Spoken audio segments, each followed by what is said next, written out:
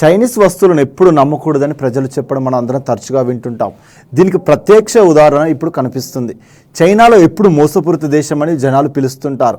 చైనాలో ప్రతిదీ ప్రజల దృష్టిని మోసం చేయడానికి తయారు చేస్తుంటారు. ఇటీవల చైనాలోని ఒక పర్యాటక ప్రదేశం వీడియో సోషల్ మీడియాలో తెగ వైరల్ అవుతుంది. ఇందులో ప్రపంచ ప్రసిద్ధి జలపాతం వాస్తవికతను ఈ వీడియోలో చూసి జనాలు ఆశ్చర్యపోతున్నారు.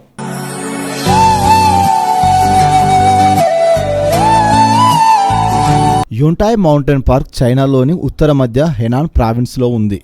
యుంటాయ్ జలపాతం ఎప్పుడు ప్రజలను ప్రధానంగా ఆకర్షిస్తుంది. అయితే దూర ప్రాంతాల నుంచి యాత్రికులు చూసేందుకు భారీ సంఖ్యలో వస్తుంటారు.